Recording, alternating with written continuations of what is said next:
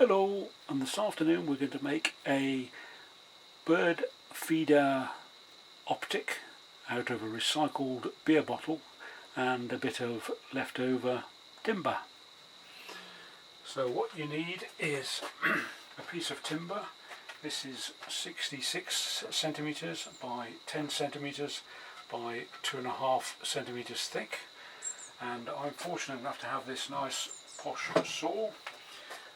So what I'm going to do now is to cut that down to two pieces 33 centimeters in length, and then I'll just cut it off, bit of noise. Then we've got two pieces of wood of equal length, 33 centimeters each, and then I'm going to mark those up. This, we won't do anything with that at the moment. That'll be the back, because it's got the nasty knot in, but that's not such a problem for the back. This here is better for making the bits that the bottle will fit into, because it's better because it's got not very many knots, if you excuse the pun. So let me mark that up and I'll come back to you in 2 seconds. I'm not sure how much of this you'll be able to see, but what I've done is I've fixed the one piece of wood to the workbench with this sturdy clamp to stop it moving about, for reasons you'll see why later on, and I've marked in 11 centimeters and 22 centimeters there, so then we've got three equal sized pieces. I'm going to put the square hard against the wood here and mark against my line of 11 centimeters, and then my next one at 22 centimeters. So then we've got three identical pieces, and then to find the center point of the piece of wood, I'm going to put my set square across there. I'm just going to mark the center, little line there in the center, about 25mm long, and then I'm going to go corner to corner, from the corner where my line is to the other corner, and mark another little line across the other one, about 25mm. Then that's the center point of the piece of wood. And similarly here, I will do mark that the same there, and from corner to corner. I've left the wood intact because it's easier to get a firm holding onto this end of the piece of wood, because once we start cutting these circles out to fit the bottles, there'll be less space to put the clamp onto.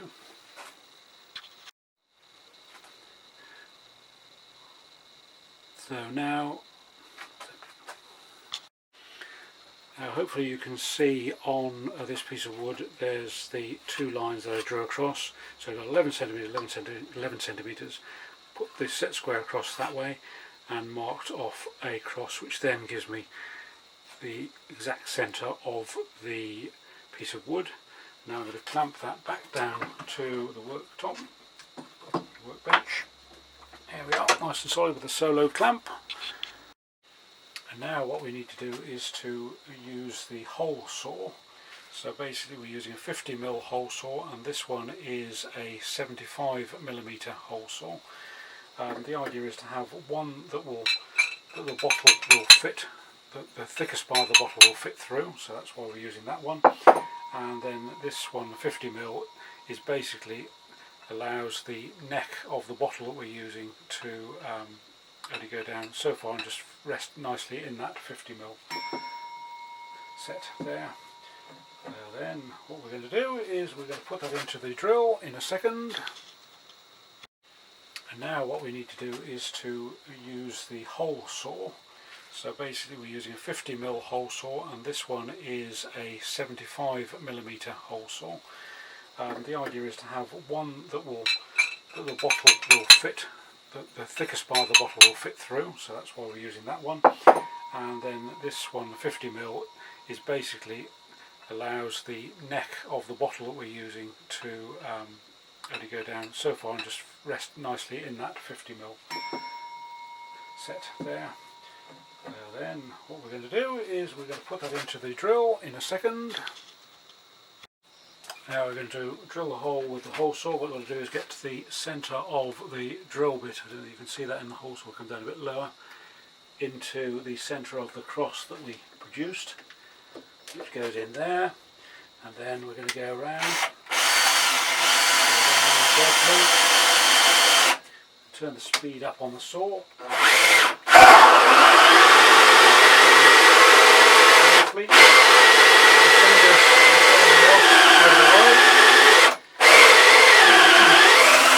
That's one there. And what we're going to do is we're going to turn that piece of wood over, and there you can see a little hole has appeared. But what we do is we cut it from both ways, and then you get a neater hole when you're using the saw. So that fits neatly back into that little hole, and then we go.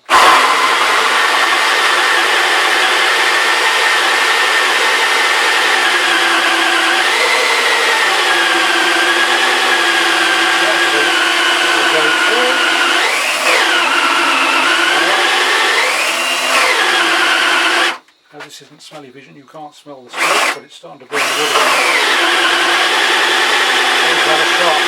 Pays to have a sharp hole saw. These are getting a bit blunt now. And gradually you'll feel it give a little bit, just drop slightly, which means then you actually cut it right the way through.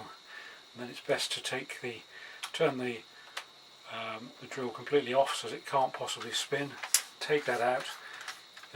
This will all be very hot now, all this metal bit, and so we'll let that cool off for a second. Once the hole saw has cooled down, we take it all apart and take out the little disc of wood that we have cut, and then we put that back together into the new bigger disc. They only basically fits in here one way. It's very difficult to see on this video, but there's flat sides and curved sides, but the flat sides fit into the flat sides in the hole saw, and it goes in nice and snug. And then there's this little bracket on this particular saw that has two little pins that once again goes over the flat sides, and the two pins go into the hole. That makes it all nice and secure, and then we do that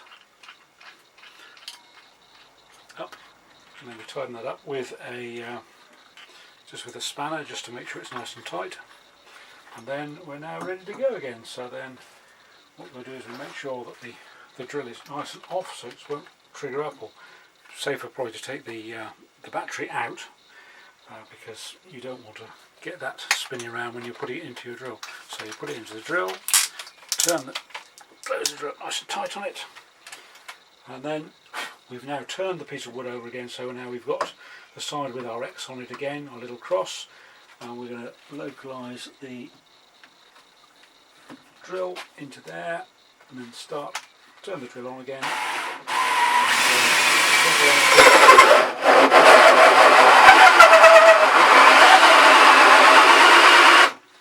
This is a rechargeable drill, so it does tend to sort of wear out fairly quickly, so it does need charging fairly regularly. I'll save you some of the noise. We've now drilled part way through. I don't know if you can see that on there. So we've got drilled part way through there. Now we're going to turn it over, and once again you see the nice little hole. And then we're going to clamp that down again. So that's all nice and tight, the old solo clamp. And then we go in again from this side, locate the drill bit in the hole, and then complete drilling that with it.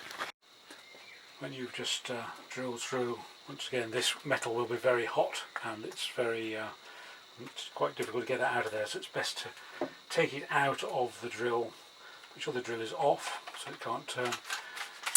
Undo that, take it out of there, and at least you're safer. Bear in mind that those teeth are pretty vicious, and it's, as I say, it is very hot when it's cutting through the timber. So be careful about that. We take the clamp off. Now what we're going to do is we're going to put this into the saw again, but you can do this equally as well with a hand saw. Now we're going to cut through the centre of our lines. So we're going to lose a little bit as it's quite a powerful saw, quite a thick blade. Get your fingers well out of the way, and there we go. Noisy, noisy, noisy. The centre of the line again. As I say, you can do that just a little bit more slowly with a handsaw. These are the sort of hand saws we use, and you know, it doesn't take that long, but I'm doing quite a lot sometimes, so it's easier to do several at once. Now we're going to mark up the placings for the different parts of the shell. So we've got our three constituent parts. We've got the wider hole for the bottom of the bottle, the slightly narrower hole for the neck of the bottle, and the wider one for the bottom of the bottle to go through, and this is the little base on which the seed will ultimately sit, and this is where the birds will stand on to ultimately feed. So now what we're going to do is we're going to mark off a line with our pencil. So the bottom one is easy to do, so we'll set that one up first.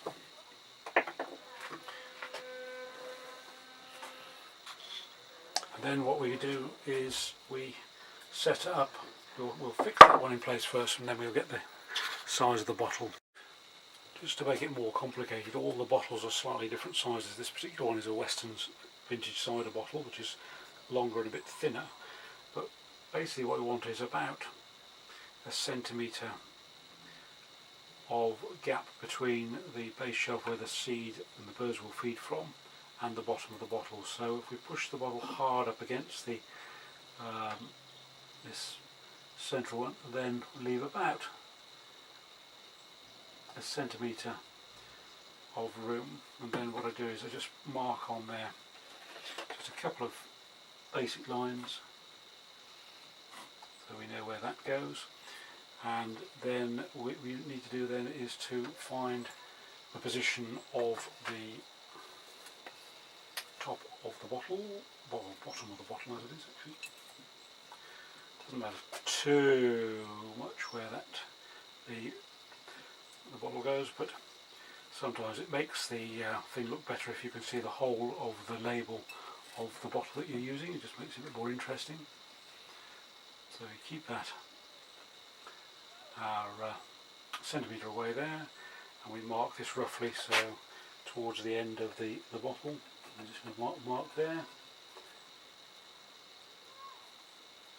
another mark there, and those marks are just to help us set up our lines for where we put the screw holes through, the pre-drilling for the screw holes.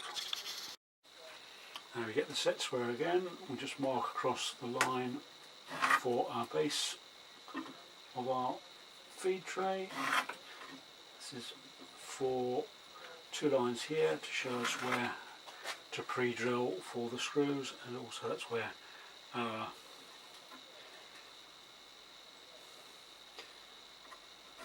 middle shelf will be, and then this is the top support shelf. And that is there. So then what we will do is we will use I think that's a sort of number 3 drill bit. I'm going to drill through. What I find is drilling about a centimetre from the edges, because then it means you don't end up with the screws coming out through the edges of the hole. You don't want them to show if possible. It doesn't matter too much with the base or the middle one, because those are the one's got no hole in the bottom, and that's got a narrower hole, so there's more room for the screws to go through. It'll make sense eventually. About a centimetre or so in from the edge. If you drill in the centre of between the two lines in the centre, then when you put it all together, it should go together comfortably. This is the more critical one. This is the top one where you've got the wider hole cut in the wood. So I've gone a little bit nearer the edge there. So hopefully those won't come through. That's that. And then now the exciting part is the assembly. So we're now going to put these together. I'm using here, so you can just about see those, These are number 4, or in old money number 8 screws. These are 50 millimeters long, so the wood's about 25 millimeters, so that gives it another 25 millimeters into the wood, which is plenty strong enough to hold the birds and the bottle. So we'll start the assembly. I'll put that one on there. This is rough sawn, tannalised rough sawn timber, so it won't rot very quickly, but it does tend to, when it gets dry, it does tend to move a bit. I don't know whether you can see in that, but there's a bit of a bow in that, on the edge there. So what I'm going to do is I'm going to put the bow so as it holds the seed rather than lets it all fall off. So we've got that one there, so that's the easy one to put in. Little drilly thing, little screwdriver thing, so you go whoosh whoosh whoosh, goes into there. Having pre-drilled the hole, it stops the wood from splitting.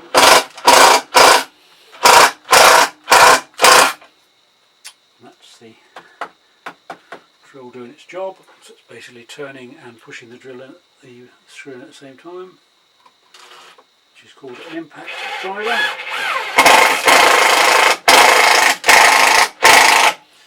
All goes in there, all nice and neat. And then we're going to put, so we've got that one in there, and then we're going to line up this with the lines we drew earlier on. As you know, this wood has warped a bit with the dry weather. Once again, put our 50mm screws in, make sure that's all nicely lined up.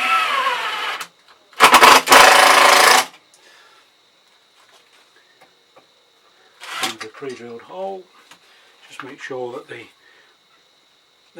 shelf is in line with your lines you drew.